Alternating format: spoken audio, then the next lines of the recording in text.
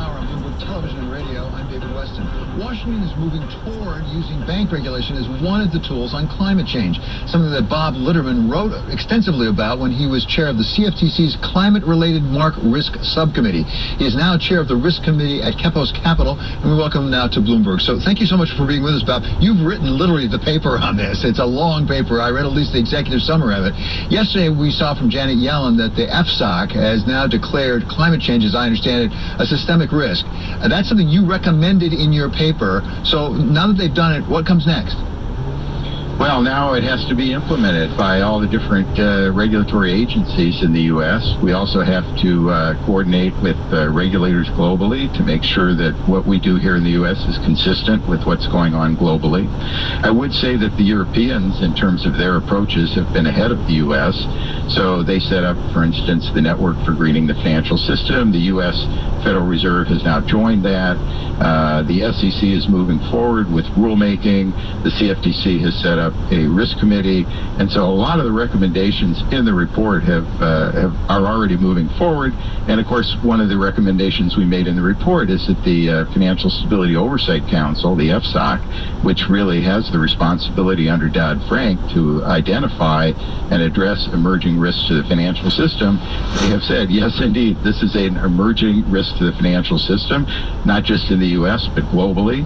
It is a systemic risk, and it has to be addressed. So I think it's terrific. We're moving in the right direction, and I was very pleased to see this. So Bob, be as concrete as you can with me to help me understand this. If I'm running a bank, a big bank or a small bank, and it might be different for the two, and the FSOC follows through on this, the regulators follow through on this, how does it change my life? Is it a matter of reporting what I understand to be the possible climate risks of the loans that I'm making?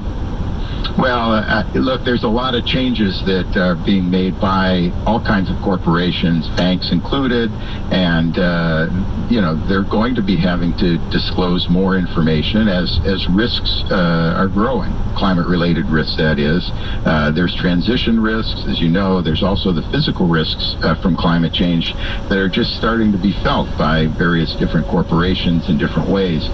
The banks, if you look at the way they're behaving today versus the way they were behaving 5 years ago, it's been a complete change. There's more research being done on the impacts of climate. What does it mean for different types of corporations? So they're creating all kinds of research for investors to understand this transition. They also have the risks in their own loan portfolios and so on that they're starting to understand and monitor better. And then the reporting is something where they need leadership from the SEC and other financial regulators, particularly with respect to scenarios. So, one of the real key differences with respect to climate risk relative to the financial risks that banks and other financial institutions have been dealing with for decades, the difference is that we haven't had any experience with climate change in the past. We've had a lot of experience with the types of risks that financial institutions face, including credit crises and so on. But we are just experiencing more and more impacts from climate change, whether it's the heat waves and the wildfires or the flooding and bankruptcies. We just a couple of years ago had PG&E, which was really the first climate-related major bankruptcy, and there'll be more of those presumably going forward. And so banks and other financial institutions are going to have to, monitor this better and report on it better. There has always been a requirement that these financial institutions disclose material risks. The question for climate-related risks is what is material? And the kinds of analysis that have been done historically in financial institutions to ask what's material usually focus on relatively short-term events.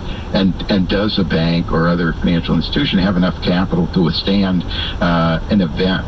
With respect to climate-related risks, it's not one event that we're worried about. It's increasing events of many different types affecting many different types of institutions, and so we're going to have to look over a long longer horizons, and we're going to have to do different kinds of analysis. And so the banks themselves are going to be working with regulators to understand what types of scenarios and what types of reporting do we need to do going forward. One last one on that, just to that very point, because it's over a longer time horizon. It's a lot more factors to be considered. That's one thing for one of the big money center banks. I mean, they are dealing with a lot of these things day in and day out. Should we have the same regulation that applies to the small local or regional banks? Because they might not have the resources to really figure out the climate. No, I don't think that makes sense, and I think the regulators understand that, and they will be starting with the major institutions. They'll be working with them. They want to have input, and they want to have a dialogue with those institutions.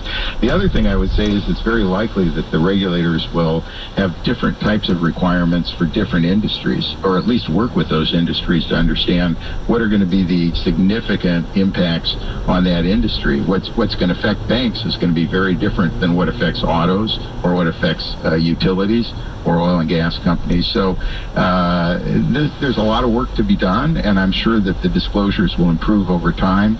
The other thing I would say is that there's an awful lot of work being done by private companies and academics and others to try and understand what types of information will be useful. And, you know, it's not disclosed information for the purpose of disclosing information. It's for making important risk-related decisions.